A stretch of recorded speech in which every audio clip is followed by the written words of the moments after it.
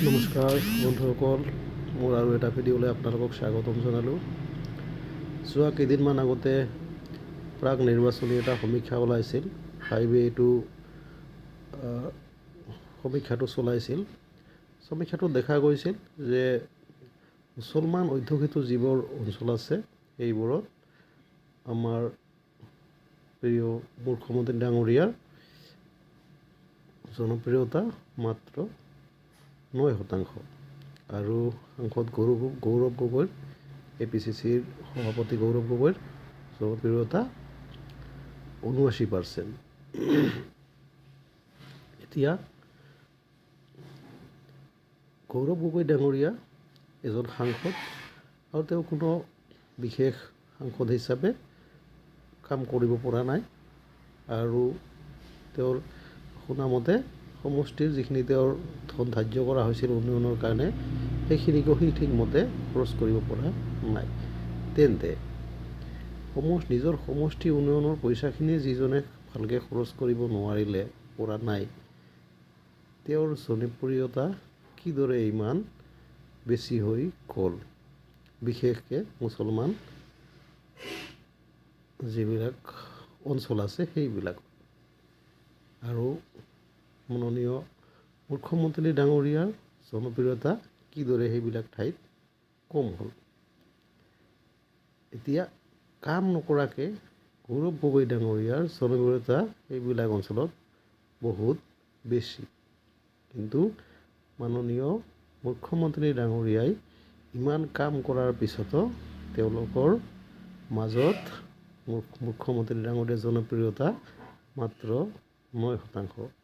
কিন্তু মুখ্যমন্ত্ৰী ডাঙৰীয়াই যেতিয়া ৰাস্তা বনাইছে, স্কুল বনাইছে, চিকিৎসালয় বনাইছে, মেডিকেল কলেজ বনাইছে, চিভিল হস্পিটেল বনাইছে, বিভিন্ন উন্নয়নমূলক আঁচনি লৈছে, নাৰী সবলীকৰণৰ আঁচনি, ছাত্ৰ ছাত্ৰীৰ বাবে আঁচনি, শিশুৰ বাবে আঁচনি, বিভিন্ন এনেকুৱা আঁচনি ওলাইছে। আঁচনিবোৰ যেতিয়া দিছে তেতিয়া মাননীয় মুখ্যমন্ত্ৰী মহোদয়ে চোৱা নাই যে এইবিলাক কেৱল বিজেপিক ভোট দিয়া মানুহখিনিহে দিব।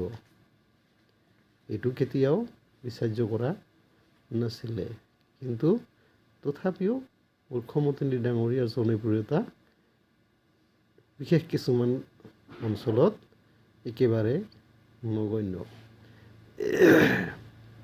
তো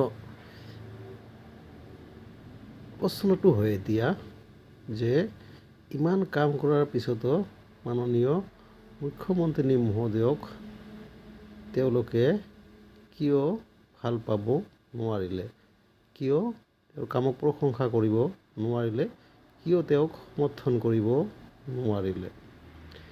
কিছুদিন আগতে মাননীয় মুখ্যমন্ত্ৰী ডাঙৰীয়াই নেশ্যনেল মিডিয়াৰ আগত কৈছিলে যে তেওঁলোকে হয়তো প্ৰয়োজনত কিডনী দিব পাৰিব, কিন্তু মতাদৰ্শৰ লগত কম্প্ৰমাইজ কৰিব নোৱাৰিব।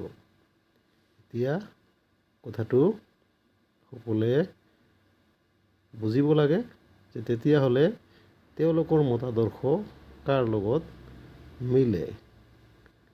যিটো ফাইভৰ সমীক্ষা তাতে ওলাই গৈছে যে তেওঁলোকৰ মতাদৰ্শ কংগ্ৰেছৰ লগত মিলে, গতিকে তেওঁলোকে উন্নয়ন বা অইন কিছু কাৰকে তেওঁলোকৰ ওপৰত কোনো ক্ৰিয়া কৰিব নোৱাৰে, প্ৰভাৱ পেলাব নোৱাৰে। মতাদৰ্শটো তেওঁলোকৰ মেইন কথা। এতিয়া নিৰ্বাচনৰ সময় আহিছে, গতিকে সকলোৱে বিচাৰ বিবেচনা কৰিব লাগে ৰাজ্যখন কেনেকৈ সুৰক্ষিত হ'ব। বিশেষ নাই, ভিডিঅ'টো ভাল লাগিলে লাইক এটা কৰিব, আপোনালোকৰ মতামত জনাব আৰু যদি শ্বেয়াৰ কৰে খুব ভাল লাগিব। ধন্যবাদ।